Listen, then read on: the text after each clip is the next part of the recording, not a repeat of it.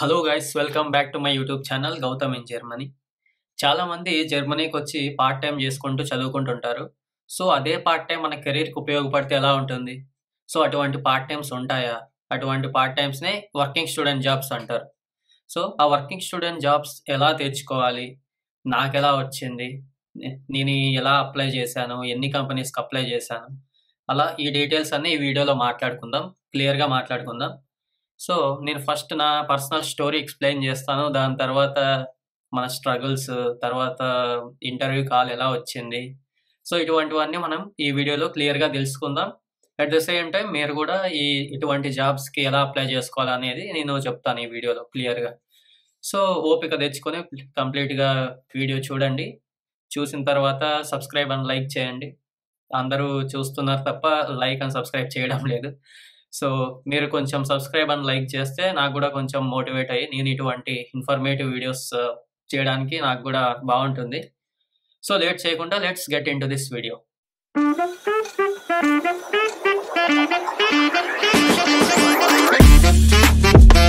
So, first ఏంటంటే మనం చదువుకుంటూనే ఒక మంచి ప్రాక్టికల్ ఎక్స్‌పీరియన్స్ సంపాదించుకోవాలనుకున్నా, ఒక మంచి సాలరీ, అదే సేమ్ టైమ్‌లో సీవీని మంచిగా ఇంప్రూవ్ చేసుకోవాలనుకున్నా గూడా మీరు వర్కింగ్ స్టూడెంట్ జాబ్స్ గురించి తెలుసుకోవాలి. అసలు ఏంటి అవని.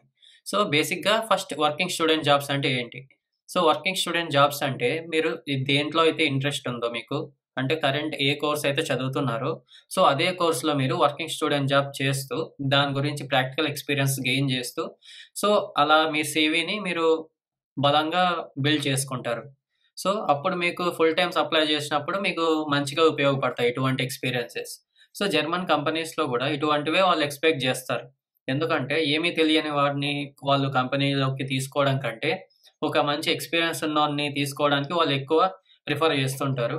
సో, స్టూడెంట్స్ గూడా అదే విధంగా వర్కింగ్ స్టూడెంట్ జాబ్స్ కోసం అప్లై చేస్తుంటారు. దాని వెనకాల ఎన్నో కథలు, ఎన్నో కష్టాలుంటాయి. ఎందుకంటే మెయిన్‌గా వర్కింగ్ స్టూడెంట్ జాబ్స్ రావడం అంటే అంత ఈజీ కాదు. దాని వెనకాల ఎన్నో ఇప్పుడు వచ్చిన వాళ్ళు మీరు ఎవరైనా మీ ఫ్రెండ్స్‌లో కనుక్కుంటే ఎవరైతే వర్కింగ్ స్టూడెంట్ జాబ్స్ చేస్తున్నారో, సో, ఒకసారి వాళ్ళని అడగండి. వాళ్ళకి వెంటనే వర్కింగ్ స్టూడెంట్ జాబ్ వచ్చిందా? లేకపోతే ఒక 50, 60 అప్లికేషన్స్ ఏసిన తర్వాత వర్కింగ్ స్టూడెంట్ జాబ్స్ వచ్చిందా అని. సో, మీకు గూడా ఇటువంటి ఎక్స్‌పీరియన్సెస్ అన్నీ మీరు తెలుసుకుంటే మీరు గూడా కొంచెం పేషెన్స్‌తో వెయిట్ జేయగలుగుతారు జాబ్ వచ్చే వరకు. లేదు నాకు వెంటనే రిజెక్షన్స్ వస్తున్నాయి. ఇంక నాకు రాదేమో. సరే ఏదో ఒక జాబ్ జేసుకుందామని అని డీమోటివేట్ అవ్వకుండా మీకు ఉపయోగపడుతుంది ఇటువంటి ఎక్స్‌పీరియన్స్. సో, ఈ వీడియోలో నేను నా ఎక్స్‌పీరియన్స్ గురించి చెప్తా అన్నా గదా! సో, నేను 3 మెయిన్ రీజన్స్ వల్ల వర్కింగ్ స్టూడెంట్ జాబ్ చేద్దాం అనుకున్నాను. అది ఏమంటే ప్రాక్టికల్ ఎక్స్‌పీరియన్స్, రెండోది బెటర్ పే, మూడోది బిల్డ్ యువర్ సీవీ. ఈ మూడిటి కోసం నేను వర్కింగ్ స్టూడెంట్ జాబ్ కోసం కష్టపడి ఒక 100 అప్లికేషన్స్ ఏసి రోజు కంప్యూటర్ ముందు కూర్చొని కళ్ళు పోగొట్టుకొని ఇలా అంతా అప్లై చేసి చాలా ఇంటర్వ్యూస్ వచ్చాయి. కొందరు రిజెక్ట్ చేశారు. కొంతమంది జర్మన్ లాంగ్వేజ్ అడిగారు.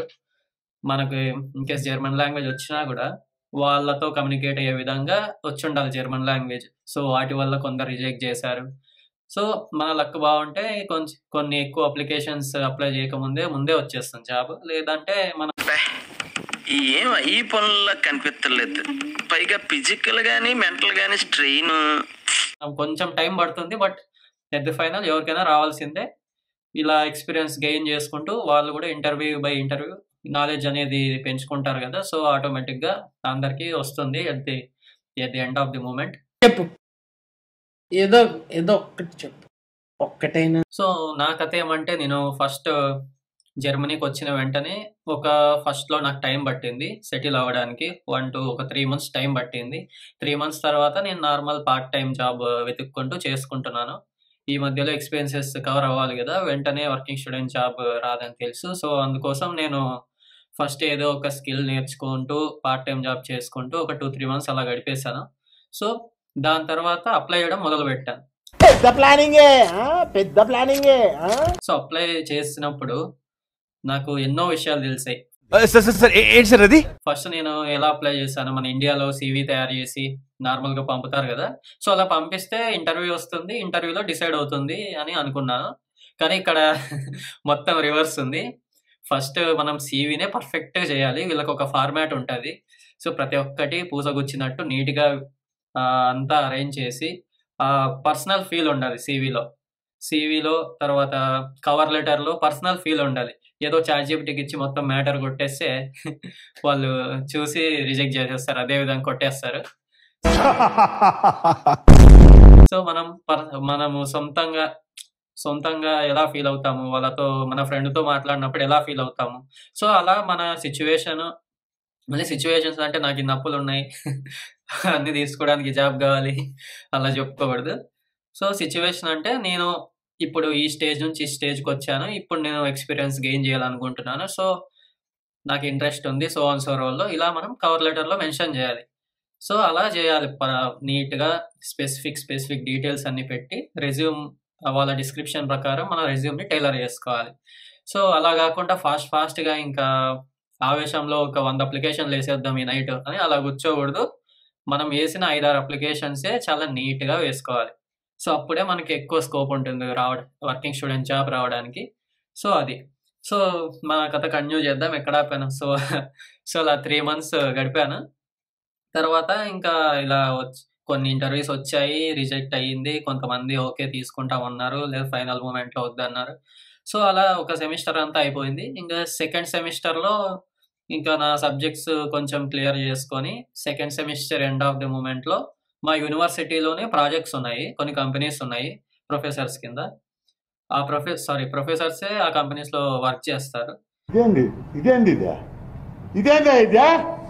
ఇది నేను చూడలే. సో, వాటి కింద ప్రాజెక్ట్స్ ఉన్నాయి. అంటే నేను నాకు నచ్చిన ఫీల్డ్‌లో ఏదైతే అవైలబిలిటీ ఉందో అక్కడ అప్లై చేశాను. అప్లై చేసిన వెంటనే సో, నా స్కిల్స్ గురించి అడిగారు. నా ఇంట్రెస్ట్ గురించి అడిగారు ఇంటర్వ్యూస్‌లో. ఒకే ఇంటర్వ్యూ జరిగింది. ఇంటర్వ్యూలో ఇవన్నీ అడిగారు. అడిగాక ఇంకా వాళ్ళ డిస్క్రిప్షన్ బేస్డ్ ప్రకారం కొన్ని క్వెషన్స్ అడిగారు. ఆ క్వెషన్స్ అన్నీ నేను ముందే ప్రిపేర్ అయ్యి ఉన్నాను. ఇంటర్వ్యూ అంటే ప్రిపేర్ అవుతాం కదా! అట్‌లీస్ట్ బేసిక్స్ ఇవన్నీ. సో, అలా నాకు వర్కింగ్ స్టూడెంట్ జాబ్ వచ్చింది యూనివర్సిటీలో. సో, ఇది నా కథ. సో, మీరు కూడా ఇటువంటి వర్కింగ్ స్టూడెంట్ జాబ్స్ అప్లై చేయాలంటే ఫస్ట్ లింక్డ్ఇన్ యూజ్ చేయండి. లింక్డ్ఇన్ ఇంకా జింగ్ అని ఉంటుంది. జింగ్ ఎలా అంటే అది జర్మన్ లింక్డ్ఇన్ లాగా. అందులో కూడా మంచి కంపెనీస్ సేమ్ లింక్డ్ఇన్‌లో ఏవైతే కంపెనీస్ ఉన్నాయో జింగ్‌లో కూడా అటువంటి కంపెనీసే పోస్టింగ్స్ పెడతాయి. సో, జింగ్ కూడా కన్సిడర్ చేయమంటున్నానంటే కొన్ని స్టార్టప్ కంపెనీస్ ఉంటాయి కదా! German startup companies. అటువంటివన్నీ లింక్డ్ఇన్‌లో ఉండకపోవచ్చు. సో, జింగ్‌లో కూడా మీరు అప్పుడప్పుడు సెర్చ్ చేస్తుంటే ఏమో మన లక్ బాగుంటే అదే కంపెనీలో రావచ్చు మనకి. సో, అదొక బెనిఫిట్. ఇంకా అన్ని వేసి ట్రై చేయాలి కదా! మనం వర్కింగ్ స్టూడెంట్ జాబ్ సంపాదించాలంటే చాలా కాంపిటీషన్ ఉంటది. ఇప్పుడు వచ్చే ఇంటేక్‌లో ఇంకా ఆల్రెడీ అయిపోయిన ఇంటేక్స్‌లో చాలా మంది వచ్చారు జనాలు.